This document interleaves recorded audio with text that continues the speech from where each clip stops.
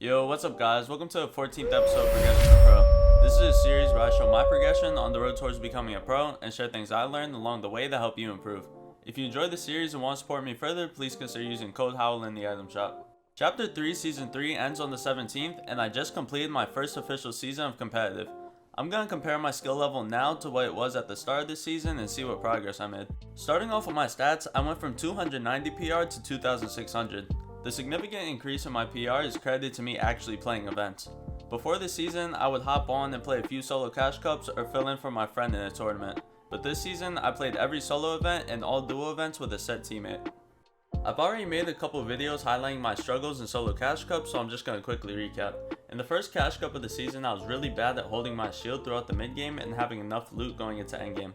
Over the season, I improved my awareness and rotate timing, which allowed me to take a lot less damage and have a lot more loot going into endgame. But this is where I ran into my next problem, endgame. I would make it to endgame every game with stacked mats and loot just to die on first moving and waste 20 minutes for 5 points. I've gotten better at surviving later into the endgame, but I'm not consistently making it to the top 10 and 5 where the real placement starts to kick in. I'm continuing to work on it and I'm looking forward to fixing this for next season. Next we got FNCS, which we didn't do great in. We qualified out of opens of course, but we didn't get further than that. Every quarters it came down to our last game to qual, getting as close as 1 point away in the last qualifier. I made a lot of mistakes which impacted our performance, and looking back at the tournaments I see how inexperienced I was. It wasn't necessarily me being a bad player, just not having any prior experience caused me to do really dumb things. Unfortunately, the 3 FNCS qualifiers were squeezed into 9 days, so the amount of time I had to learn from my mistakes was short. Fortunately, we still had duo cash cups running and plenty of time to improve as a duo. In our first duo cash cup, we played decent end games but died a couple mid games, which wasted a lot of time. This was also a fault of my own since my awareness in team fighting was garbage. I would focus one player and ignore where the other player would be and die because of it. And that was an easy fix, and we did much better in mid game since then. Next week we got completely wiped off spawn and had our worst cash cup of the season. So bad that we had to play west to redeem ourselves. After this cash cup, we vied the pros and used their off spawn strategies to win the drop every game next week. Now we only had to focus on endgame issues since we would find ourselves getting a lot of top 13s and 10s missing out on heavy placement. At least that's what we thought until they blew up our drop spot. Going into next week, we figured if we had to switch up the drop spot, it might as well be on Spider-Man's. We decided to land a chip and spade split over at Sunny without any type of drop map or strategy, and I'm sure you could guess how that went. After that, we got our strategy and drops down and were able to win off spawn majority of the time. In our last 3 cash cups, easily fixable mistakes would cost our qual to finals. Even though the last cash cup wasn't our best placement, that was the best we played as a duo this season. In the first cash cups, our endgame would result in us dying due to us having no mats and having to get in. That wasn't the case in this last cash cup. We were playing much more aggressive and killing way more teams. Unfortunately, we struggled to close out these games and missed out on big placement points, but excluding a mid-game death and an off-spawn death, we didn't place outside the top 10. We came across new mistakes we have to clean up endgame, but happy with the progress we made in this last cash cup. While our placements aren't great, I feel like I've definitely gotten a lot better in team modes, going from uncoordinated wall sprays, questionable tarps, and garbage awareness, to having the ability to take over tarps and call out pre-edit or hype plays, and just becoming a more effective teammate overall.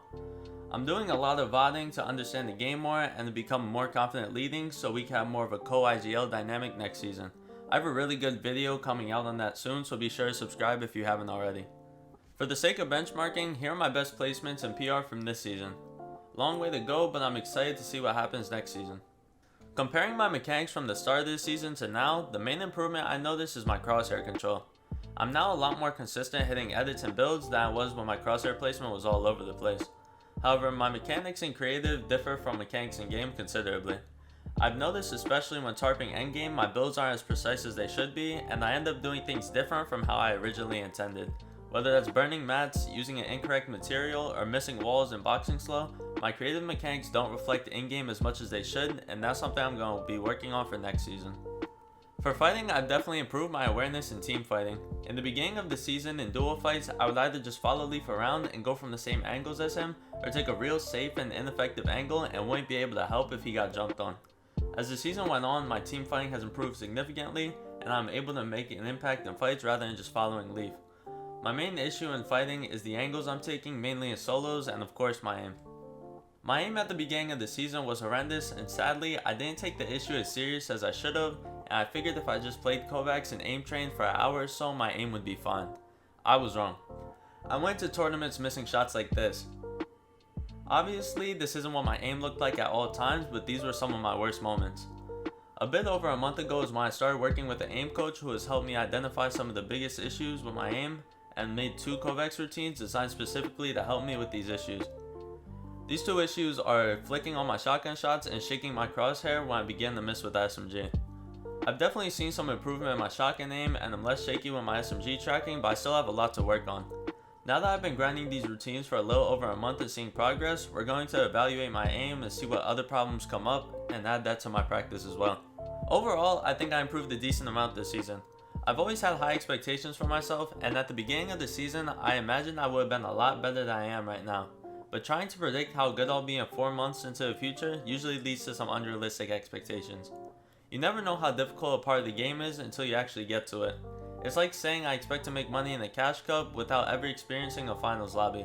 It's a lot harder than you might originally think, and once you see what really goes into it, that goal looks less attainable, which results in disappointment if you don't reach it in the time frame you set. I didn't realize how bad at duels I was until I actually played it. I improved a lot since the first duel tournament, so I can't be mad at what I did or didn't accomplish just because I had some unrealistic goals in mind. With that being said, my goals for next season are simple and can be achieved as long as I put in the work. First is to understand the game better. Second is being confident fighting in tournaments, and third is learning from my mistakes and not making the same mistakes twice. If I could achieve these goals, I would become a significantly better player next season. I appreciate everyone who's been following the journey so far, and I'm looking forward to adding new styles of content and posting higher quality videos more frequently going into this new season. If you would like to support the channel, please consider using code Howl when getting the battle pass next season or anything in the item shop. If you enjoyed the video, be sure to like and subscribe, and I'll catch you later.